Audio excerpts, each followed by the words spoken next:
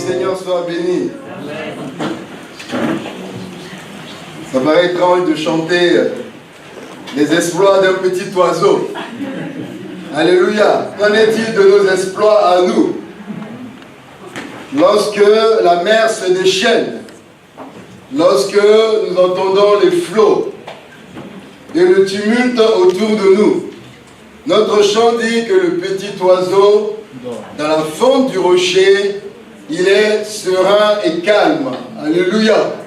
Nous chantons les exploits de cet oiseau, mais l'Éternel veut que nous ayons le calme et la paix qu'a cet oiseau. Alléluia. Si cela est possible pour lui, cela est possible pour nous. Alléluia. C'est en nous que l'Éternel met sa force, mais pas dans ces choses-là. Alléluia. C'est en nous que l'Éternel met sa force et investit toute sa puissance. Nous allons prendre nos Bibles et nous allons méditer ensemble ce que le Seigneur met sur notre cœur. Nous allons prendre Ésaïe 30, verset 15, à partir du verset 15. Je vais lire dans une version qui est la version français courant. Vous pouvez me suivre dans votre version, nous allons nous enrichir de la diversité, de la pensée de Dieu. La parole de Dieu est traduite dans toutes les langues, dans toutes les versions, et nous tirons un enseignement. Un mot peut venir à point nommé, un petit détail peut nous éclairer, et nous ne voulons pas manquer la pensée de Dieu. Éternel, il s'agit de ta parole et non pas de la mienne. Ta parole est puissance et vie. Ta parole est la vérité. Tu as envoyé ta parole et ta parole libéra. Elle rendit libre. Et aujourd'hui, cette liberté est pour nous, Seigneur. Ce matin, cette liberté est pour nous ce matin. Au nom de Jésus-Christ de Nazareth, nous voulons la saisir. Nous voulons recevoir ta parole pleinement dans nos cœurs. Nous voulons qu'elle transforme et délivre nos vies de tout assujettissement éternel, de tout ce qui nous trouble et vole notre paix et notre joie. Dans le nom de Jésus-Christ de Nazareth, ta parole nous rend libres ce matin et nous voulons la proclamer avec liberté au nom de Jésus-Christ. Amen. Amen. Que le nom du Seigneur soit béni. Ésaïe 30, verset 15. Ce matin, ne soyons pas endormis. Alléluia. Ne soyons pas endormis, restons éveillés. Ésaïe 30, verset 15 nous dit, et c'est l'Éternel qui parle. Il dit, voici ce que déclare le Seigneur Dieu, le Saint d'Israël.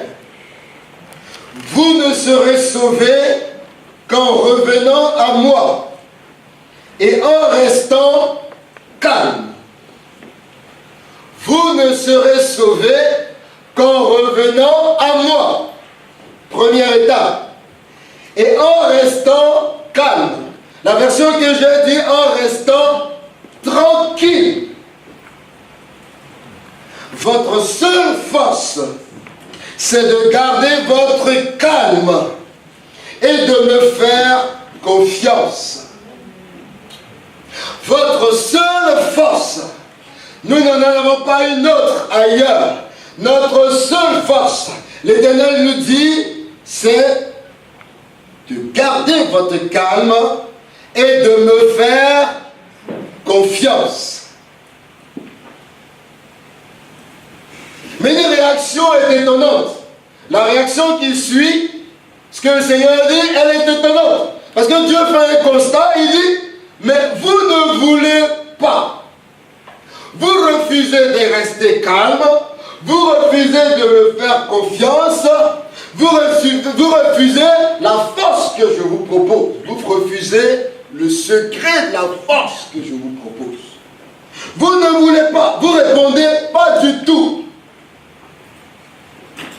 Nous irons au galop à cheval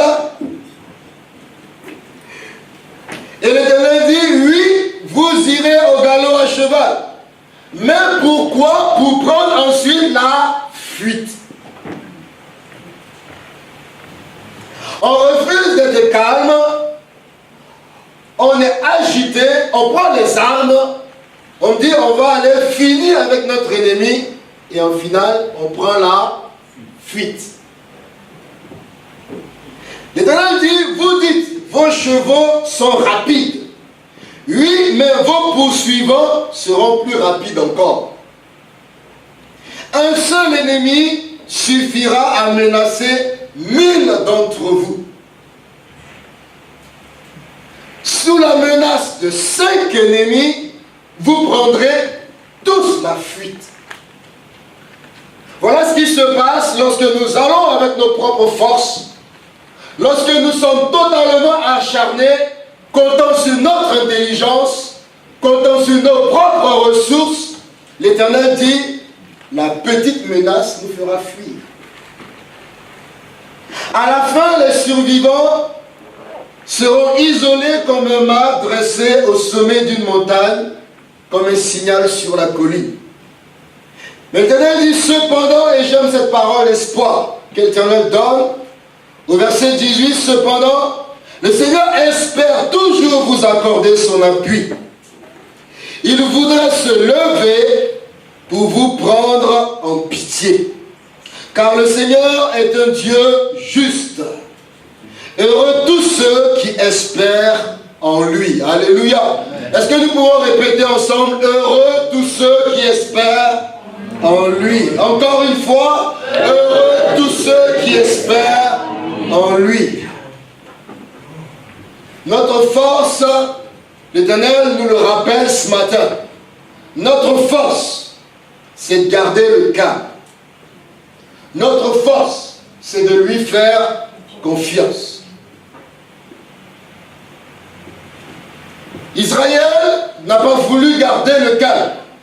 Israël n'a pas voulu répondre à cette invitation à la sérénité que Dieu lui envoie. Mais Israël voulait à tout prix régler les choses avec ses propres moyens. Israël voulait à tout prix régler les choses avec ses forces et son intelligence militaire. Parce qu'au sein d'Israël, il y avait de grands chefs d'armée, ayant une intelligence de la guerre, ayant un savoir-faire de la guerre. Mais l'Éternel dit, gardez quand même votre calme, car votre force n'est pas dans l'intelligence de la guerre, l'intelligence militaire. Votre force n'est pas dans les moyens, dans les armes, ni dans les chevaux, ni dans la rapidité de vos chevaux, de vos chars. Mais votre force est dans le calme et la confiance. Calme et confiance. Si nous avons voulu nous appuyer sur nos forces et nos ressources ce matin, si jusque-là tu t'es appuyé sur tes forces et sur tes ressources, l'Éternel te lance encore ce matin une invitation. L'Éternel te lance encore une invitation à espérer en lui. Quel que soit ce que tu as fourni comme effort, tu es peut-être fatigué, ou tu essaies de trouver une autre énergie pour déployer encore de nouveaux efforts. L'Éternel te dit, calme-toi et espère en moi. Calme-toi et fais-moi confiance.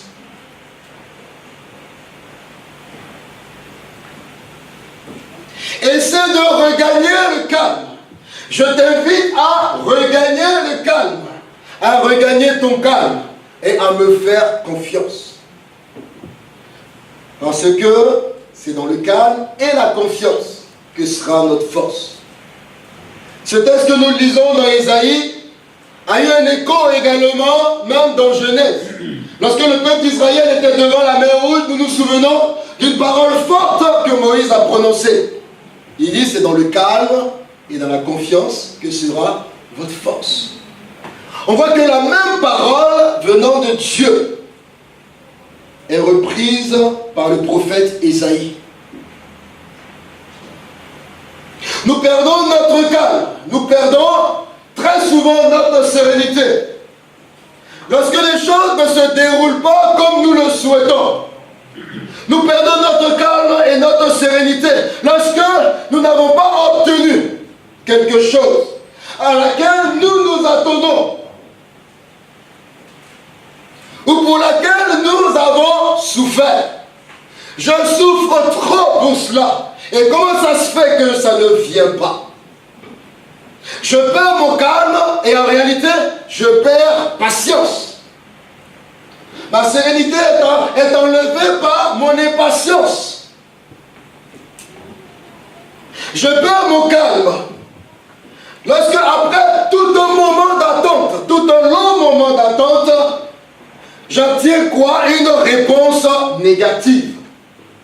Mais comment ça se fait? Après tant de temps d'espérance et d'attente, de prière et de jeûne, pourquoi je reçois dans mon courrier et dans ma boîte aux lettres une réponse négative? Je perds mon calme, je suis saisi d'angoisse et je commence à m'inquiéter. Je perds mon calme et ma sérénité lorsqu'une relation est tumultueuse, lorsqu'une relation ne va pas bien. Une relation pour laquelle je croyais avoir reçu une conviction de la part de Dieu.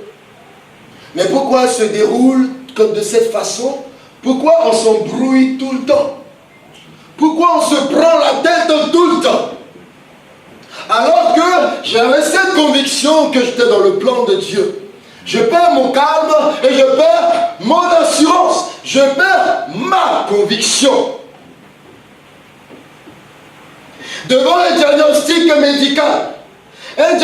médical, alarmant, le docteur nous donne le verdict après plusieurs examens et plusieurs bilans. Les médecins nous donnent un verdict qui est alarmant et qui n'est pas rassurant. Je perds mon calme à ce moment-là. Tout ce que je viens d'énumérer, ce sont des choses qui m'arrivent. Et ce sont des choses pour lesquelles, moi personnellement, je perds mon calme. Mais tu devras avoir quelques raisons qui te concernent et pour lesquelles tu perds ton calme personnellement. Mais quelle qu'en soit la raison, l'Éternel t'invite ce matin. Il dit, calme-toi. L'Éternel dit, calme-toi et fais-moi confiance. Calme-toi et fais-moi confiance. Cette année est passée et tu as eu le sentiment que ça a été une année perdue. Parce que ce que tu avais planifié ne s'est pas réalisé. Et ça a été quasiment une année blanche pour toi. L'Éternel te dit malgré cela, calme-toi et fais-moi confiance. L'Éternel n'a pas dit que nous n'aurons pas de difficultés. L'Éternel n'a pas dit que nous n'aurons pas de tempête. Mais l'Éternel a dit, dans Jean 14, verset 27, « Je vous donne, malgré tout cela, je vous donne ma paix. » Je n'ai pas dit que vous n'aurez pas de difficultés, mais je dis, je vous donne ma paix. Je ne vous donne pas comme le monde donne, je ne vous donne pas comme le monde donne, mais je vous donne ma propre paix. La paix qui m'habite, je vous la donne. Elle n'est pas comparable à celle qui vient du monde. Et le verset qui suit, dans la phrase qui suit dans Jean 14, Jésus dit que votre cœur ne se trouble point et ne s'alarme point. Jésus choisit les mots qui décrivent l'état de ton cœur et la situation de ton cœur. Un cœur complètement alarmé. Ça veut dire les sirènes d'alarme que nous entendons souvent lorsqu'une voiture est déclenchée ou lorsque les pompiers passent. C'est cette sirène d'alarme qui s'agite et qui s'entend dans ton cœur. Cela vient jusqu'au cœur de Dieu et Dieu voit que ton cœur est complètement agité, est complètement troublé. Parce que tu cries qu'il y a une urgence dans ta situation et la réponse ne vient pas aussitôt. L'Éternel te donne une invitation, il dit que ton cœur ne se trouble point et que ton cœur ne s'alarme point. On va remplacer point par plus. Que ton cœur ne se trouble plus. Et que ton cœur ne s'alarme plus. Comment le monde donne sa paix pour que Christ compare, lui, le don de sa paix à celui du monde. Le monde donne comment sa paix? On connaît justement que la paix que le monde donne, elle n'a rien d'extraordinaire. En réalité, dans le monde, quand tu es en paix, ça veut dire que tout va bien. Donc, il n'y a rien d'extraordinaire dans cette paix-là. Jésus dit, la paix que le monde donne, cette paix est le sourire que les gens ont quand tout va bien. Moi, je ne parle pas de cette paix-là. Je ne parle pas de cette paix-là qu'on a uniquement que lorsque tout va bien. Parce que celle-là, c'est la paix du monde. Mais moi, ma paix, la paix que Jésus, je veux vous donner, elle est exceptionnelle. Car elle se vit, elle vous habite, elle remplit votre cœur lorsque il y a même le chaos autour de vous. Voilà la différence que le Seigneur fait dans la paix qu'il nous donne. Il y a le chaos, il y a le tumulte, il y a des tremblements de terre. Et l'Éternel dit, malgré cela, contre tout étonnement, contre toute attente, vous recevez une paix au milieu du chaos. C'est ça la différence. Christ se révèle ce matin comme la source de la paix. La paix que tu cherches, la sérénité que tu cherches, l'Éternel te donne. Et Christ nous rassure. Bien plus, il nous assure ce matin que si nous faisons le choix de lui faire confiance, si nous faisons le choix de recevoir sa paix, de garder le calme et de lui faire confiance, nous pouvons être au cœur de la tempête. Nous pouvons être au cœur de la tempête sans pour autant que la tempête entre dans notre cœur. Est-ce que vous m'avez compris? On peut être au milieu de la tempête, au cœur de la tempête, et notre cœur est complètement à l'abri de la tempête. La tempête ne rentrera pas dans notre cœur. Parce que c'est à partir du moment où nous ouvrons notre cœur pour que la tempête entre, que là nous perdons notre cœur.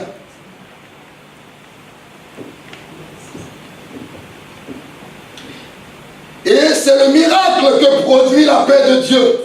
Au milieu de la tempête, notre cœur est dans le repos de Dieu. Notre cœur est dans l'assurance et notre cœur est plein de confiance. Je vous assure que ce lieu de repos dont nous parle la parole de Dieu, ce n'est pas un endroit physique. Ce n'est pas un endroit physique, parce que cet endroit physique, tu vas me dire que dans ta situation, cet endroit physique n'est pas vrai, parce qu'en réalité c'est chaud. Parce qu'en réalité c'est chaud et c'est compliqué. Il s'agit d'une dimension spirituelle que Dieu te donne, et une dimension dans laquelle Dieu veut t'envoyer une paix qui dépasse toute intelligence. Et nous sommes en été. Nous sommes en été et nous savons que beaucoup vont dépenser des sommes très élevées, des sommes d'argent pour trouver une destination, un cadre paisible, où ils vont retrouver une sérénité. Parce que dans le quotidien, le tumulte du quotidien, ils sont embrouillés, ils sont traumatisés, ils sont stressés, et ils vont dépenser des sommes. Moi, je préfère dépenser une somme pour aller me la couler douce, pour aller profiter. Mais pas pour aller chercher un endroit pour avoir le calme et la sérénité. Parce que mon calme et ma sérénité, elle est en Christ. Alléluia. Je n'ai pas besoin de dépenser une fortune pour cela. Je peux dépenser pour aller bien manger. Alléluia. Je peux dépenser pour aller jouir des grâces que le Seigneur m'a données. Mais pas pour aller chercher le calme. Parce que ce calme, quel que soit le prix que je veux mettre dedans, c'est un calme éphémère. C'est un calme éphémère. C'est un calme trompeur. Car c'est le calme et la paix que le monde veut me donner. Et quand le monde veut me donner, il ne me le donne pas gratuitement. Même si c'est faux. Même si c'est du faux calme. Le monde me fait payer cher. Et les gens vont payer toutes sortes de thérapies, toutes sortes de programmes.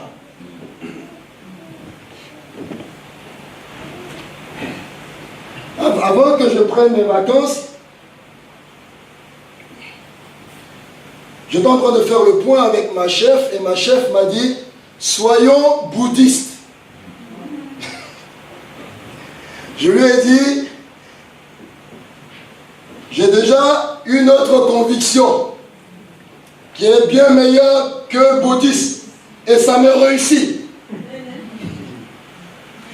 Elle dit, Junias, tu as deux objectifs pendant tes vacances. Te convertir au bouddhisme pour qu'on soit tous les deux zen. Je dis, moi je suis zen. Je dis, moi je suis zen. Je ne vais pas me convertir au bouddhisme, je suis zen. Donc il y a des programmes de bouddhistes.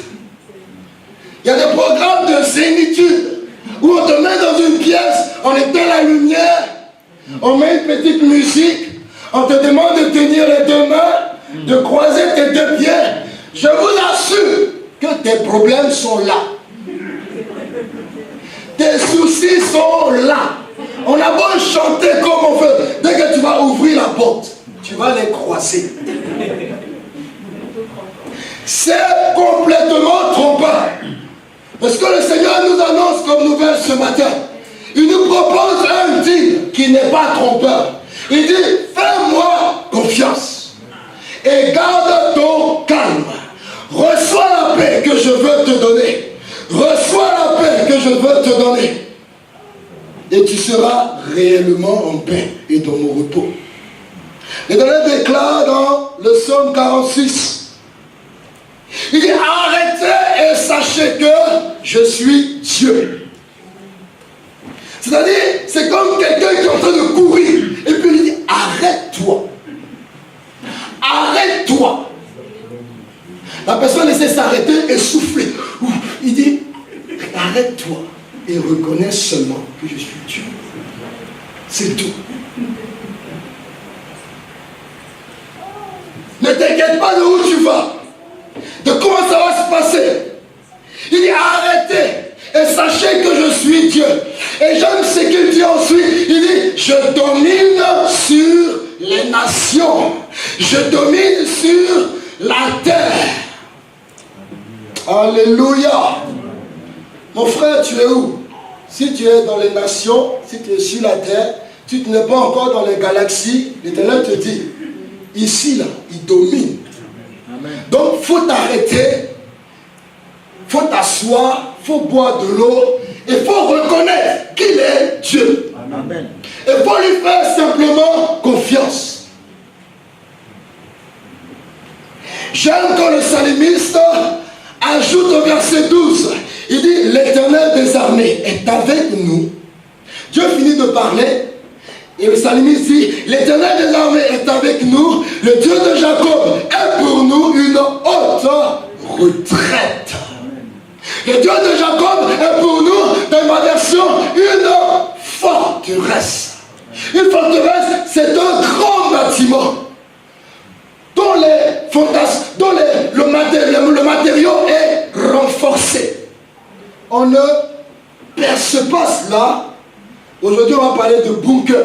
Même bunker, il y a des gens qui... Il y a quelqu'un qui le connaît, il était dans son bunker, ils ont fracassé le bunker.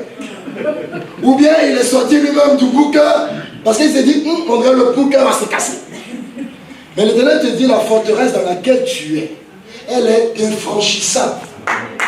L'Éternel te dit que la forteresse dans laquelle tu es, elle est une haute retraite.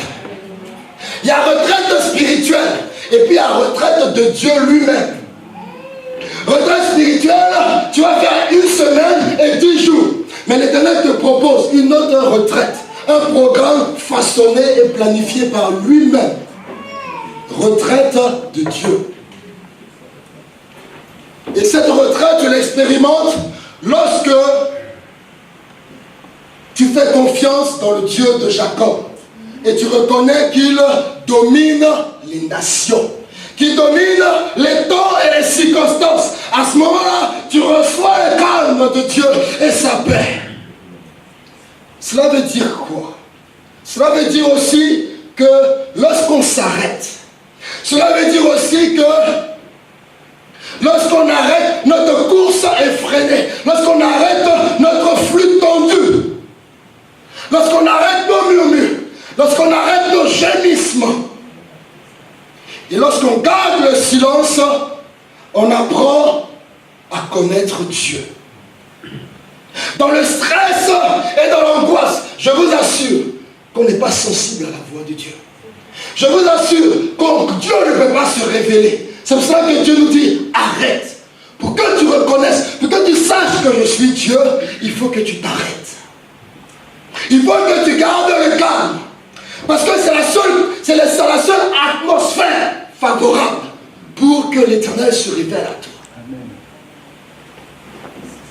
Parce que dans cette atmosphère et dans ce cœur qui est alarmiste, tu ne peux pas saisir la puissance de Dieu. Tu ne peux pas saisir la gloire de Dieu. Tu ne peux pas comprendre sa force et son autorité. On n'a pas prêché ici. Tu ne seras pas édifié. Parce que tu es trop tendu. Ce matin, nous n'allons pas faire une séance de zénitude. L'Éternel nous parle cœur à cœur. Et Dieu nous invite au calme. Lorsque nous arrêtons nos murmures et nos gémissements, lorsque nous arrêtons notre course effrénée, nous apprenons à découvrir que l'Éternel est pour nous un refuge. Nous apprenons à comprendre que l'Éternel est pour nous un appui, un secours qui ne manque jamais dans la détresse. Nous apprenons à déclarer et à confesser que la domination, et à reconnaître que la domination est sur ses épaules. Alléluia. Et vous êtes d'accord avec moi que c'est dans le calme. C'est dans une tête, c'est lorsqu'on a la tête reposée. Et ça même c'est médicalement prouvé. Quand tu as la tête reposée, quand tu as la tête tranquille, que tu peux avoir une bonne perspective des choses. Tu peux avoir une bonne lecture de la situation. Tu peux prendre les bonnes décisions. Tu peux faire les bons choix. Parce qu'un choix a besoin d'être éclairé. Une décision a besoin d'être éclairée. Et on a besoin de lucidité pour avoir un peu de sérénité. Sinon, quand on manque de lucidité, je vous assure que nous prenons des décisions hâtives. Nous prenons des décisions précipitées. Nous ne faisons pas les bons choix. Et nous commettons beaucoup d'erreurs. L'Éternel pouvait dire, malheur aux enfants rebelles qui prennent des décisions sans me consulter pour accumuler péché sur péché. Quand nous prenons le temps et quand on prend le calme, on va consulter Dieu. Et on s'attend avec patience à la réponse du Seigneur.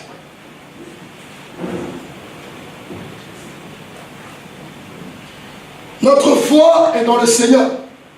Et quelles que soient les statistiques, parce qu'il y a des gens qui vont vous sortir les statistiques de ta situation, pour dire qu'on est en master 1, on ne peut pas avoir un master 2. Ils vont te donner toutes les statistiques. Ils vont te dire 1% seulement. 1%. Dans ta situation, il faut avoir les papiers. 1% seulement dans ta situation vont guérir.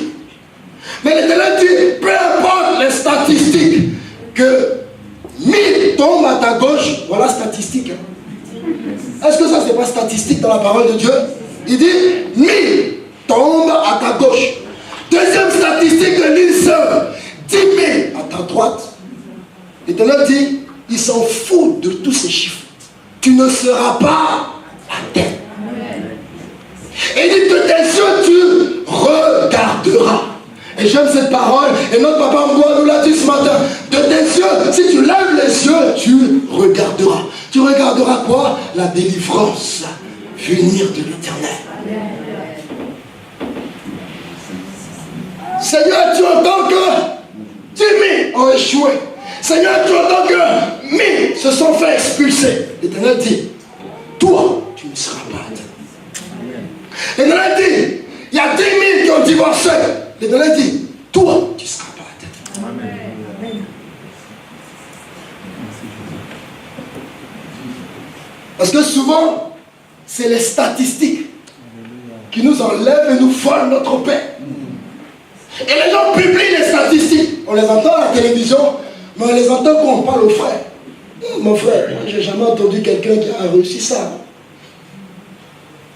Moi, on m'a dit, il faut choisir notre branche parce que droit là, les Noirs ne réussissent pas en France ici. C'est quelle étude, ta couleur de ta peau, tu ne réussis pas. C'est un mystère. On dit qu'il faut changer de domaine. On m'a proposé tous les domaines parce qu'on dit ici, c'est les enfants et petits-fils de notaires ou de juristes qui réussissent. Mon papa, il n'est pas juriste, il n'est pas notaire. Donc ça veut dire en temps normal, il doit changer.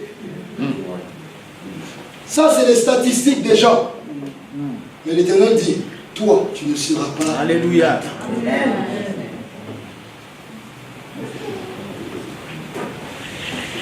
De tes yeux seulement, tu regarderas.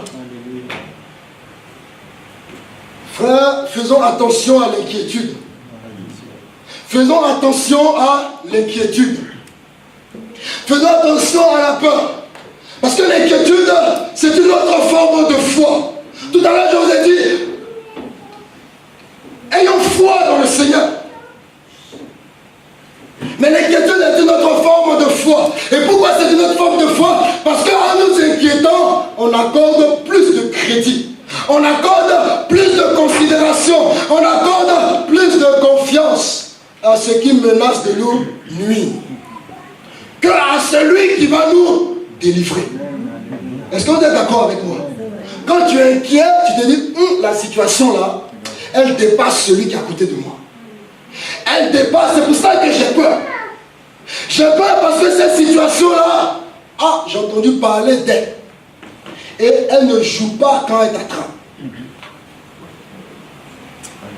On lui accorde plus de considération que celui qui nous préserve et que l'Éternel qui nous garde. C'est pour cela que être inquiet, être terriblement inquiet, c'est un manque de foi. C'est une autre foi dans les circonstances, mais pas une foi dans l'Éternel qui est notre délivrance. Et cette inquiétude va voler notre paix.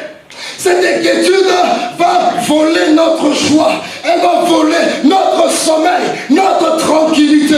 À tout moment, les pensées et les questions vont venir nous assaillir. Elles vont fuser dans notre tête et on finit par penser et à confesser qu'on ne s'en sortira pas. L'inquiétude va pourrir notre vie. Elle va ronger et détruire notre vie. Et c'est pour cette raison que Jésus dit, dans Matthieu 6, 34, ne vous inquiétez donc pas du lendemain. Ne vous inquiétez donc pas du lendemain, car le lendemain aura soin de lui-même. À chaque jour suffit sa paix. Lorsque nous sommes inquiets, nous ne vivons plus le moment présent. Nous ne vivons plus aujourd'hui, mais nous vivons par rapport aux catastrophes que nous imaginons demain.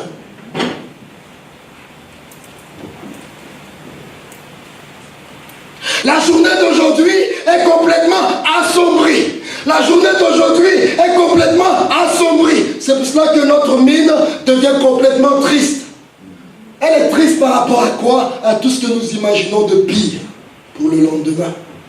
Jésus dit, ne nous inquiétons pas du lendemain. Mais faisons comme le psalmiste fait. Il dit ceci est la journée que l'Éternel a faite, qu'elle soit pour moi un sujet de joie et d'allégresse. Alléluia. Qu'elle soit pour moi. Je saisis la journée d'aujourd'hui et je déclare qu'elle sera pour moi une journée de joie et d'allégresse. L'Éternel a en main et a dans sa pure main mon avenir et mon lendemain. Je n'ai rien à craindre.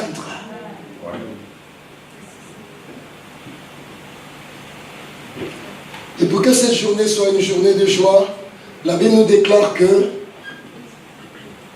l'Éternel déploie la faveur. L'Éternel déploie les bontés. Et j'aime ce verset qui dit, les bontés du Seigneur se renouvellent chaque matin. Chaque matin. Les bontés de l'Éternel se renouvellent. Chaque matin, il y a une bonté particulière. Pas la bonté de la veille. Parce que si la bonté de la veille était suffisante, on allait chauffer ça. Vous connaissez ça? On allait chauffer ça. On allait mettre ça au micro-ondes et puis réchauffer. Dieu n'allait pas dire chaque matin. Il a dit, sa bonté s'opère une fois. Et puis après, il faut réchauffer. Réchauffe, mon ami, réchauffe. Si tu as laissé pourrir, c'est gâté. Et Dieu a dit, chaque matin, ça va se renouveler. Chaque matin, il y a un besoin nouveau. Et cette bonté vient, une bonté particulière, réservée à ta situation, qui va se manifester encore le lendemain matin. L'Éternel déploie la ressource suffisante, la provision nécessaire pour la situation que tu vis aujourd'hui. Demain, l'Éternel renouvellera encore sa bonté. Alléluia. Est-ce que quelqu'un est d'accord avec cela? Amen. Est-ce que quelqu'un est d'accord avec cela? Amen. Que Dieu nous aide. Amen. Ne laissons pas les angoisses et les inquiétudes nous enlever notre paix et notre joie. Un homme de Dieu a dit un jour, il dit, ne ratez pas aujourd'hui parce que vous craignez demain. Ne ratez pas aujourd'hui à cause de ce que vous craignez demain. Nous ne savons pas ce que l'avenir nous réserve. Nous ne savons pas ce que l'avenir peut nous réserver. Mais nous savons qui tient notre avenir dans ses mains. Alléluia. Je ne sais pas ce que mon lendemain me réservait. Et ni encore aujourd'hui. Mais j'ai compris et j'ai su. Et j'ai mis ma confiance dans celui qui tient ma vie et mon avenir entre ses mains. Et je ne suis point déçu. Et parce qu'il a promis de ne jamais nous laisser confus. Je vais terminer. Que notre cœur ne se trouble point. Jésus l'a déclaré. Que votre cœur ne se trouble point. Parce qu'il sait que l'inquiétude est dangereuse. Elle peut envoler notre joie, notre paix. Elle peut nous ronger comme un cancer et nous détruire complètement. Elle peut nous envoyer jusqu'au tombeau. Il dit, c'est pour cela qu'il dit votre cœur. Il reprend Jean 14, 1. Il dit que votre cœur ne se trouble point. Et il rajoute encore, parce qu'il dit, parce que nous avons compris que notre calme et notre confiance et notre force, il dit, croyez en Dieu et croyez en moi. Jésus dit, croyez en Dieu et croyez en moi.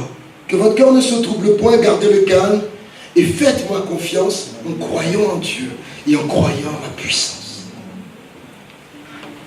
J'aime ce texte de Hébreux 10, verset 35 qui déclare, n'abandonnez pas votre assurance. N'abandonnez pas votre assurance à laquelle est attachée une grande rémunération. N'abandonnez pas votre assurance. Ne délaissez pas votre assurance. Ne détruisez pas votre assurance, à laquelle est attachée une grande rémunération. Je dirais, et j'ajouterais, à laquelle est attachée une grande force. Parce que la Bible dit, notre force est dans le calme et la confiance. Notre valeur ne dépend pas de ce que nous avons. Notre valeur ne dépend pas de ce que nous savons. Notre valeur ne dépend pas de ce que nous faisons. Mais notre valeur dépend de ce que nous sommes. Et est-ce que tu as conscience de qui tu es et de ta position? Parce que quand tu en as conscience, ça fait toute la différence. Même lorsque les choses ne sont pas révélées, la Bible déclare que la création attend avec un ardent désir la révélation des fils de l'homme, des fils de Dieu. Ça veut dire que toi et moi, il y a quelque chose qui va se révéler dans les prochains jours, dans les prochains mois et dans les prochaines années. Alléluia. Mais cela ne remet pas en cause notre promesse et notre position. Je suis enfant de Dieu. Et ça, c'est une certitude pour ma vie. Hier, je disais à mes enfants que nous sommes précieux. Nous sommes des chéris de Dieu. Nous sommes des rachetés de Dieu. Il nous a crié un grand prix. Il m'a racheté des ténèbres pour m'amener à son admirable lumière. La Bible déclare dans 1 Pierre 1,6 que je suis élu. Je suis un sacerdoce royal. La Bible déclare que je suis un peuple qui a été acquis pour annoncer ses vertus. Ce n'est pas un peuple qui a été donné gratuitement. La Bible dit on m'a acquis, il y a un prix qui a été payé pour ma foi. Et quand un prix est donné pour obtenir quelque chose, ça veut dire qu'on a de la valeur. Nous avons une valeur qui est inestimable aux yeux de Dieu. Inestimable aux yeux de Dieu.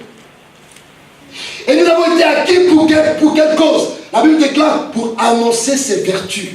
Ça veut dire que toi et moi, notre vie doit manifester, notre vie doit témoigner des vertus de Dieu, de la grandeur, de la force, des attributs de Dieu.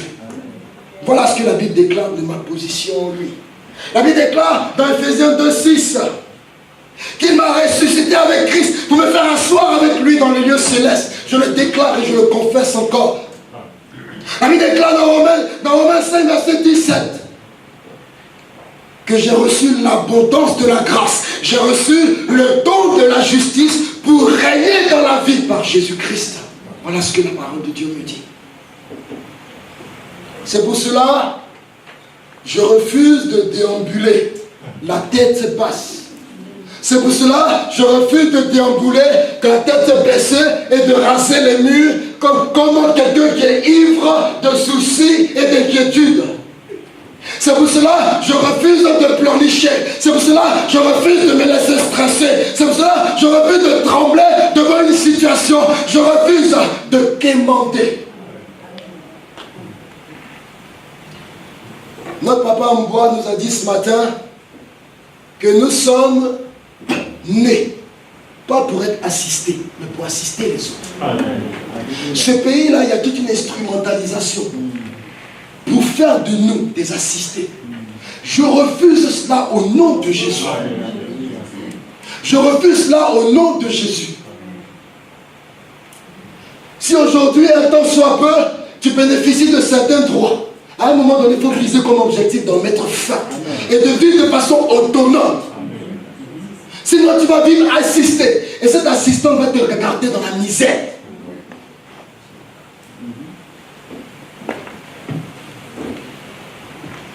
C'est pour cela que nous refusons de quémander des droits. C'est pour cela que nous refusons de quémander des miettes et des subventions. Nous nous levons. Nous nous mettons à l'œuvre. Et l'Éternel bénira.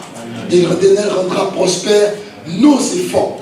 Dieu ne parle pas du paresseux. Il dit que le paresseux ne mange pas. Si tu es paresseux parmi nous, tu ne manges pas.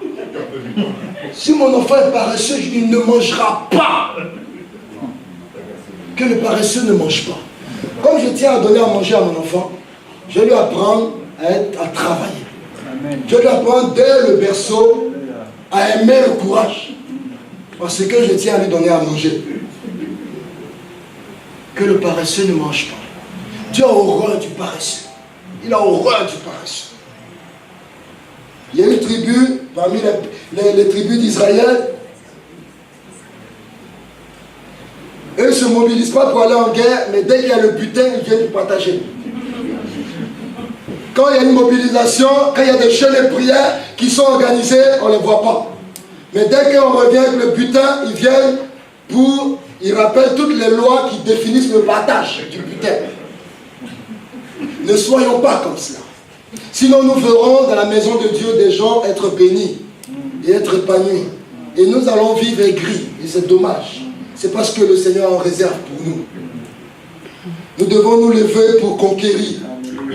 Nous devons nous lever en nous tenant dans le sang de Jésus, en nous revêtant du manteau de justice, en relevant notre tête, en relevant nos épaules, pas dans l'orgueil, mais en nous appuyant sur l'Éternel, et en nous redressant, en marchant avec assurance. Voilà, c'est le message que le Seigneur met à cœur pour nous ce matin. Alléluia. Reprenons notre cas. Retrouvons notre cas. Et faisons confiance au Seigneur. Tu ne sais pas ce que c'est. Pendant que les gens se la coulent douce cet été, toi tu te poses des questions sur ta rentrée scolaire. Où est-ce que je vais aller? Qu'est-ce que je vais faire? Tu te poses des questions sur ton avenir. Parce que derrière toi, il y a des frères et des sœurs, il y a une mère qui compte sur toi. L'Éternel te dit, garde ton cas. Garde ton cas. Garde ton cas. L'Éternel te bénira. L'Éternel te bénira. Ne jette pas les armes de conquérant. Ne jette pas les armes. Mais tiens-les debout. Même si tu dois tomber, tu tomberas les armes à la main. Mais l'Éternel ne permettra point que tu tombes. L'Éternel ne permettra point que ton pied foule le sol. Car celui qui est avec toi, il est plus fort que celui qui est avec eux. Et j'aime cette parole. Et je voudrais qu'on termine sur cette lecture. Je vais demander à mon frère Cassie de lire 2 Rois 6, verset 16. 2 Rois 6, verset 16. Nous allons nous lever ensemble pour lire cette parole. Et nous allons nous recommander à la grâce de Dieu. 2 Rois 6, verset 16. Il répondit, ne crains point, car ceux qui sont avec nous sont en plus grand nombre que ceux qui sont avec eux. Amen. Alléluia. Amen. Ceux qui sont avec nous sont en plus grand nombre que ceux qui sont avec eux. Ceux qui sont avec nous sont en plus grand nombre que ceux qui viennent contre nous. Celui qui est avec nous est bien plus grand que celui qui vient contre nous. Alléluia. Amen. Quand j'ai compris cela, ce matin, je peux m'exercer au calme. Je peux m'exercer à la sérénité. Parce que j'ai confiance en celui en qui j'ai confié ma vie. Alléluia. Sois confiant et sois serein. Les moindres, l'Éternel te dit qu'aucun de tes cheveux ne tombe sans qu'il ne sache. Quand tu vas chez le coiffeur il est là. L'Éternel contrôle tout ce qui tombe. C'est-à-dire qu'il n'y a rien qui t'arrivera. Il n'y a rien qui te touchera que l'Éternel n'est pas sûr. Il n'y a rien qui échappe à son contrôle. Il n'y a rien qui échappe à son regard pour ta vie. Les moindres détails, il n'y a rien qui ne lui échappe. Si tes cheveux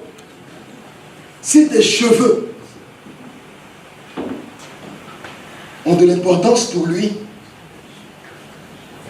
à plus forte raison, ta scolarité, ton travail, tes enfants et ta vie spirituelle.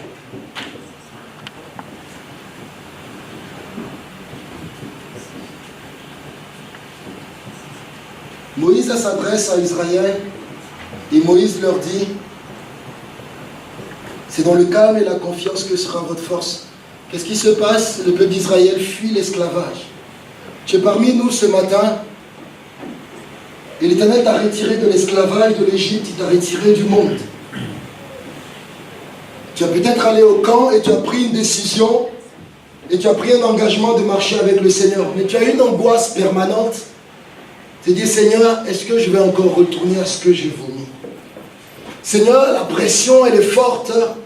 Seigneur, la séduction, elle est forte. Est-ce que je vais réussir à tomber, à retourner? Et c'était la peur qu'Israël ressentait lorsqu'ils étaient devant la mer. Ils ont quitté l'esclavage et ils craignaient d'y retourner. Ils craignaient d'y retourner. Ils craignaient d'y retourner encore en esclavage. L'Éternel, à main forte et à bras étendus, les a délivrés. Mais ils craignaient encore d'y retourner. Moïse leur répond, c'est dans le calme et la confiance que sera votre force. C'est pour cela que l'Éternel parle à un jeune homme aujourd'hui, à une jeune fille, à un jeune garçon. L'Éternel t'a retiré de l'esclavage, fais-lui confiance.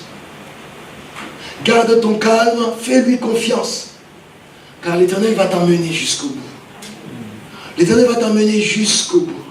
Et cette flamme qui a jailli en toi, l'Éternel ne permettra point qu'elle s'éteigne.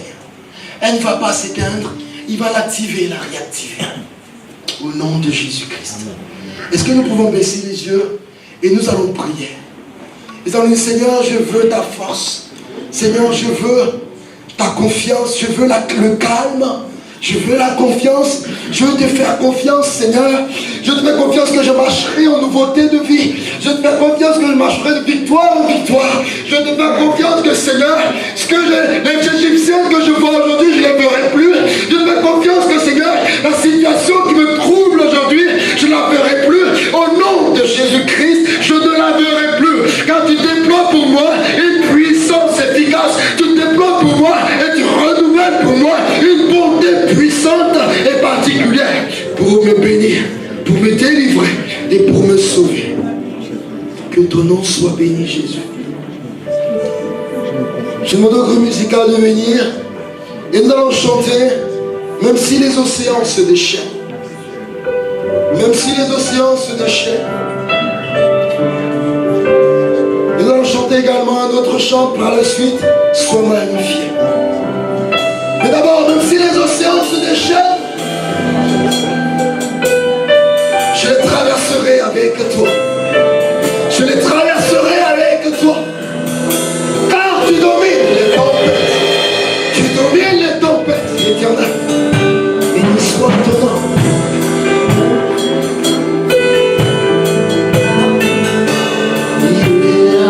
Je suis tranquille. Je suis tranquille. Est-ce qu'on peut tendre la demande au Seigneur? Oh, Seigneur, je dépends de toi. Seigneur, je dépends de toi.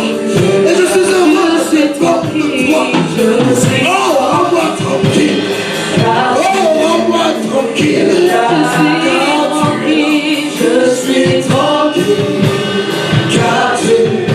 Même si les océans se déchaînent, même si les océans se déchaînent, je les traverserai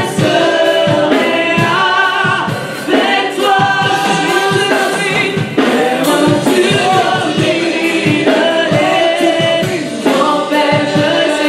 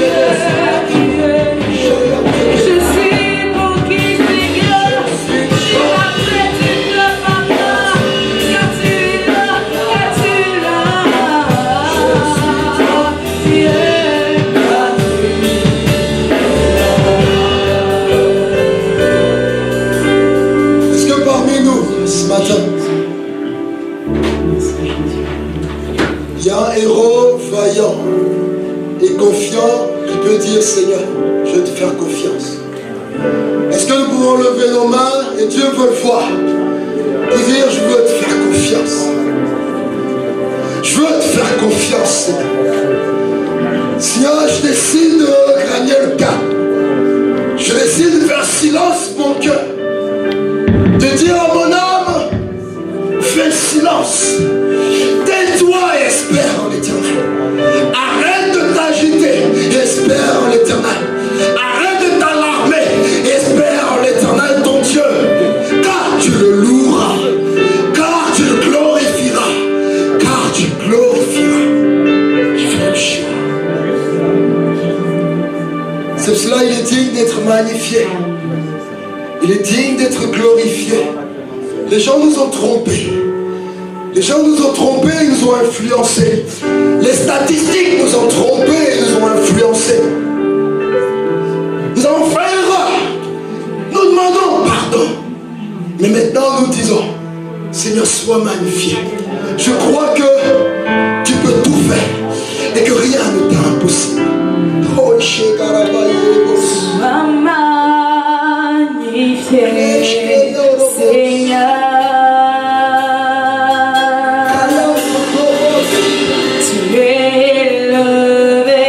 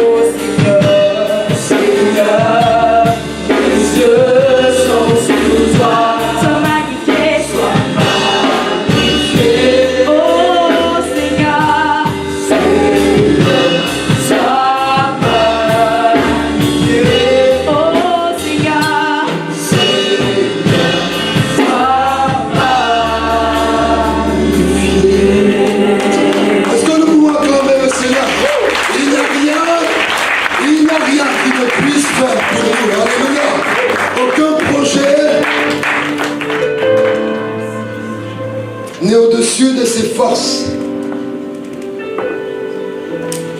Notre papa Mboa nous a dit ce matin, lorsqu'Abraham a levé les yeux et qu'il a vu les anges arriver, qu'est-ce qu'ils lui ont dit?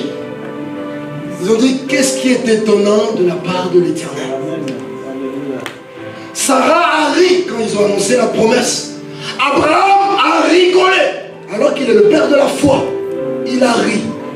Sarah a ri. L'ange a dit à Sarah, tu as ri. Elle dit, non, je n'ai pas ri. Il dit, tu as ri. Qu'est-ce qui est étonnant de la part de l'Éternel? Qu'est-ce qui est étonnant de la part de l'Éternel? Il y a des choses qui nous étonnent, vous et moi. Quand on voit, on dit, waouh, mais Dieu, il n'y a rien qui l'étonne. Maintenant, quand nous verrons les choses agir, se manifester dans nos vies, parce qu'il y a des prodiges, il y a des miracles qui vont suivre. Dieu confirme sa parole et ça va se manifester dans ta vie. Toi, en tant qu'humain, tu vas dire waouh, mais Dieu, il est serein. Il a manifesté juste sa gloire, tout simplement. De nos yeux, nous regarderons et nous verrons que notre Dieu est à l'œuvre et qui tient nos vies entre ses mains. Que Dieu nous bénisse, alléluia. Nous bénissons son nom. Alléluia.